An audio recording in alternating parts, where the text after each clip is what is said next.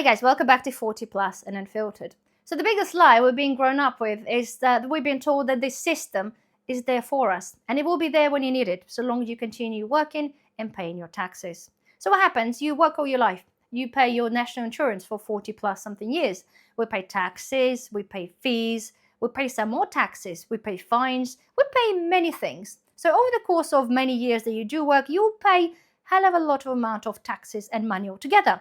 In many cases, there'll be tax upon tax upon tax upon tax. So when you get to a certain age in the end, you'll think you get yourself some financial freedom or something you can be relying on. But no, what do we actually get in the end of this? After working all your life and paying and paying and paying, you get measly £230 and 25p, which is less than £1,000 a month, okay? And this is just if you actually qualify to get that sort of money.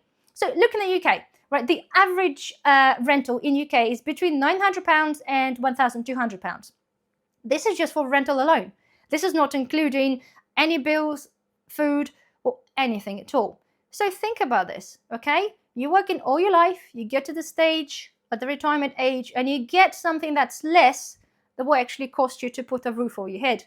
I understand, of course, they probably think that a lot of people will own the houses, and a lot of people will do, but there also will be people that don't. There'll be also people that potentially still be renting at the later ages. So that's what they call a safety net of a pension. It's not a safety net, it's just a controlled poverty. So they say, oh, go to university, invest in your future, spend tens of thousands on your education, do this because you'll be better off. Yes, go there, give them the money, do it. And then you do. And all the promises of the jobs are really rather vague. Because as I explained to you in the previous video, it just doesn't happen like they say. So what happens? A lot of people come out, young people come out with tens of thousands of debt. And they're going to take them a very, very long time to pay them off. And guess what? Of course, and that debt is normally interest rates more often than not. And then what? That's that. You are stuck with the debt for the good few years before you can even yourself start thinking, investing in the future. They say have children. They say children and families are backbone of society. They want you to have children. Do they? The average childcare, okay, in UK is one of the most expensive ones in the world. It's between £1,000 and £1,500 per month. Okay, this is for the nursery. And I can vouch for that. I can assure that. So tell me that. Where's the system for working people? So there is in Wales, and I think in UK as well, you get or able to get yourself a 30 hours free childcare if both of you work, which is fine because a lot of times mum probably do part-time work. But what they don't say, you still actually have to earn over a specific amount of money before you can claim your 30 hours a week.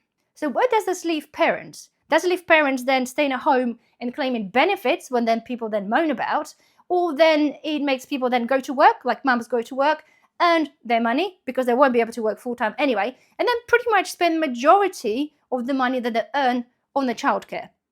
So where is fairness in that? See, in instance of many, many families, like working families, if I would chosen to stay home, look after my little one rather than work, we won't be entitled to anything because my husband works, and there was enough for them to say that you cannot claim childcare. The maximum amount you can have of the earnings is £12,000, okay? So if you earn less than £12,000, then I can stay home and maybe claim benefits because I then won't work. But generally, that's the amount. So this is horrendous. So they're encouraging people doing what exactly? If you want people to have families, you need to help families to make it affordable. So technically, they are encouraging you to have children for them and not for you. So again, then you work all your life. Where is the support for people? Say we pay taxes. We pay tax upon tax upon tax upon tax. And sometimes it's tax on tax. You tax on something you buy, you tax on something you sell, you tax when you die. I'm sure they're going to tax you on something else later on, but you tax on a tax on a tax. And in a lot of instances, the taxes are doubled, if not quadrupled, in many cases, depending. See, in my scenario, I work for my company, my own company, limited company. I'm an employee. I pay tax when I get a wage. So I pay tax on my wage and I pay my national insurance contribution. And then my company then have to pay tax, and then my company have to pay national insurance contribution for me as well. And then there's corporation tax, and then it's a tax after tax after tax. When I worked out, okay, for the companies, for person that owns a company, that limited company, I was paying more than 50% in a taxation for me being part of the company, okay? And this is horrendous. And this happens all the time. So what do we get in the end as a people that you work all your life and you pay, and you pay, and you pay, and you pay? What do we get? National insurance that's now pretty much collapsing, or been collapsed for a really long time, because they can't support the amount of people that need a national healthcare. I wonder why that is.